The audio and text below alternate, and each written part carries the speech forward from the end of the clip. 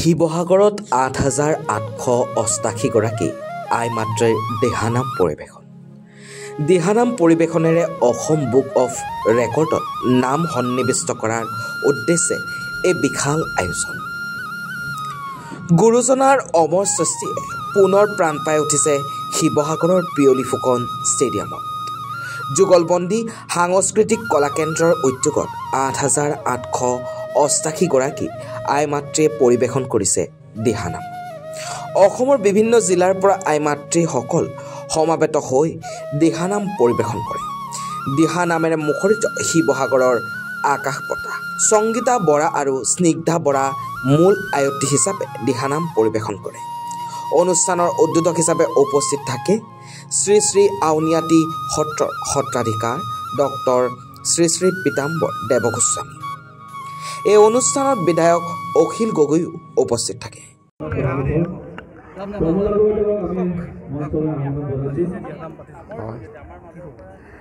যুগলবন্দী কলাকৃষ্টি কেন্দ্ৰই ইমান ডাঙৰ অনুষ্ঠান এটা পাতিছে যে আমিয়ে ইমান ডাঙৰ অনুষ্ঠান এটা পাতিবলৈ সাহস নকৰোঁ। সঁচাকৈ আমাৰ সকলোৱে জানে যে শংকৰদেৱে তৈয়াৰ কৰি দিয়া আমাৰ যি নাম ধৰ্ম, সেই নাম ধৰ্মৰ এটা অত্যন্ত গুৰুত্বপূৰ্ণ পাৰ্ট দিহানাম। সেই দিহানামৰ আজিৰ যি পৰিৱেশন হ'ব তাৰ কাৰণে মই যুগলবন্দী কলাকৃষ্টি কেন্দ্ৰক তেখেতসকলক অভিনন্দন জনাইছোঁ। ইমান ডাঙৰ অনুষ্ঠান এটা ইমান ভালকৈ কোনো চৰকাৰী সাহায্য নোহোৱাকৈ তেওঁলোকৰ নিজৰ সাংস্কৃতিক গ্ৰুপৰ জৰিয়তে বা এগৰাকী বা দুগৰাকী মহিলাৰ উদ্যোগত ইমান ডাঙৰ এটা অনুষ্ঠান পাতিব পৰাটো সঁচাকৈ এটা বহুত ডাঙৰ কাম, প্ৰশংসনীয় কাম। গতিকে মই নিৰ্মালী বাইদেউ নহয় জানো, নিৰ্মলা বাইদেউক মই প্ৰথমতেই আদৰণি জনাইছোঁ যে তেখেতে ইমান ডাঙৰ কাম এটা কৰিবলৈ সাহস কৰিলে। তাৰ লগতে গীতালী বাইদেউহঁতে এই গোটেই অনুষ্ঠানটোত জড়িত হৈ আছে। মই এই অনুষ্ঠানৰ লগত জড়িত প্ৰত্যেকগৰাকীক আমাৰ শিৱসাগৰ সমষ্টিৰ তৰফৰ পৰা বিধায়ক হিচাপে মই সকলোকে ধন্যবাদ জনাইছোঁ, কৃতজ্ঞতা জনাইছোঁ।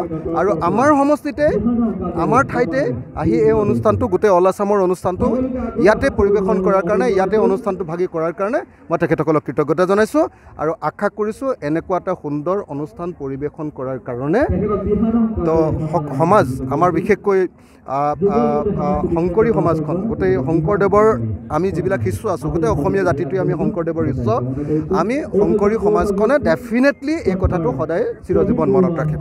ধন্যবাদ।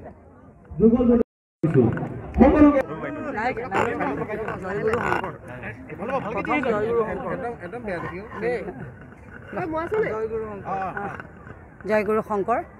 আপোনালোকে জানে যে শিৱসাগৰত পোনপ্ৰথমবাৰৰ বাবে পিয়লি ফুকন ষ্টেডিয়ামত 10,000তকৈ অধিক আই মাতৃ আজি একেলগে দিহানাম পৰিৱেশন কৰিব। আমি আচলতে ভাবিছিলোঁ সৰ্বপ্ৰথমে যে যিহেতু দিহানাম প্ৰতিযোগিতাৰ যুগ, বিভিন্ন সময়তে দিহানাম প্ৰতিযোগিতা হৈ থাকে, এইবাৰ ব্যক্তিক্ৰমী হিচাপে পোনপ্ৰথমবাৰৰ বাবে যুগলবন্দী সাংস্কৃতিক কলাকেন্দ্ৰই এটা ব্যক্তিক্ৰমী প্ৰচেষ্টা আমি হাতত লৈছিলোঁ।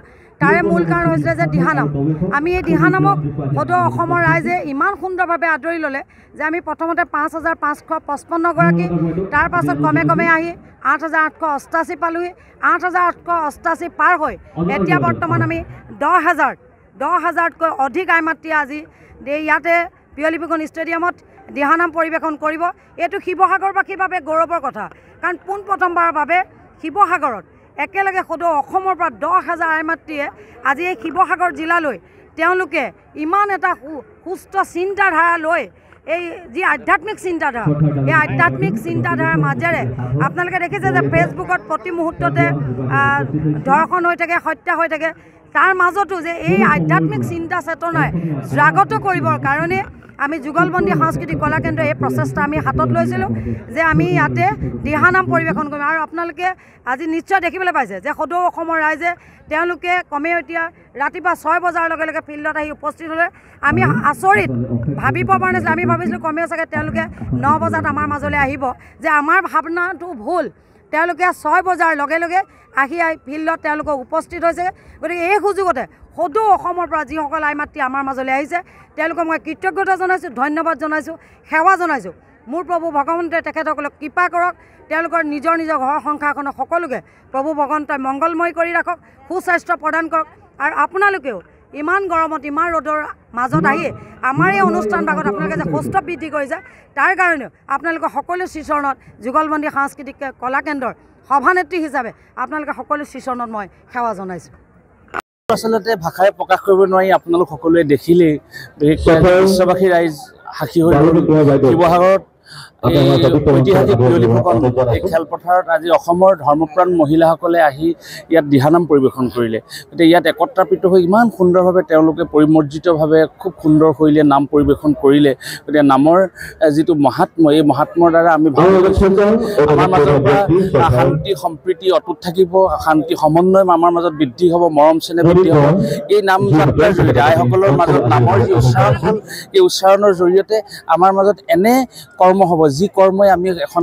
সমাজক শৃংখলাবদ্ধ কৰিব পাৰিম আমাৰ মাজত যুৱ শৃংখলতা নাইকিয়া হ'ব আমাৰ মাজত সামাজিক মহাব্যাধি নাইকিয়া হ'ব গতিকে আজি শিৱসাগৰবাসী ৰাইজে ইমান সুন্দৰ এটা অনুষ্ঠান ইয়াত সাক্ষী হৈ থাকিবলৈ পালে সঁচাকৈ আমি গৌৰৱ অনুভৱ কৰিছোঁ যুগলবন্দী সাংস্কৃতিক কলা কেন্দ্ৰক আমি ধন্যবাদ জনাইছোঁ আমাৰ ওচৰত আছে আমাৰ ডক্টৰ পীতাম্বৰদেৱ গোস্বামী প্ৰভু ঈশ্বৰ ইতিমধ্যে ইয়াত অনুষ্ঠান আপোনালোকে পাইছেই তেখেতে কৰি গৈছে উদ্বোধন কৰি গৈছে আৰু আমাৰ তেখেতৰ প্ৰতিনিধি হিচাপে আমাৰ এতিয়া কাষতে আমাৰ আটা ঈশ্বৰ আছে গতিকে ইমান সুন্দৰভাৱে অনুষ্ঠানভাগ ইয়াত হৈ গ'ল গতিকে এই হৈ যোৱা অনুষ্ঠানভাগে আমি ভাবি লৈছোঁ যে আমাৰ মাজত যিখিনি হেৰাই যোৱা আমাৰ মাজত শান্তি সম্প্ৰীতি যিখিনি ভাৱ আমাৰ মাজৰ পৰা হেৰাই যাবলৈ ধৰিছে গতিকে এইখিনি পুনৰ ঘূৰি আহিব আৰু এই নামৰ মহাত্মৰ দ্বাৰা গুৰুজনে যি আমাক বৰ অসম দি থৈ গৈছিল সেই গুৰুজনৰ বৰ অসমত আপোনালোকে জানে গাৰো মুছলমানৰ চান্দ খাই কৰিলৈ কথাই ধৰ্ম প্ৰচাৰিলা গুৰুজনাই গতিকে গুৰুজনে দি থৈ যোৱা বৰ অসম স্বৰ্গদেউ চুকাফাৰ বৰ অসমখন পুনৰ আমাৰ মাজত একত্ৰিত হৈ আমাৰ মাজত শান্তি সম্প্ৰীতি আৰু মৰম চেনেহ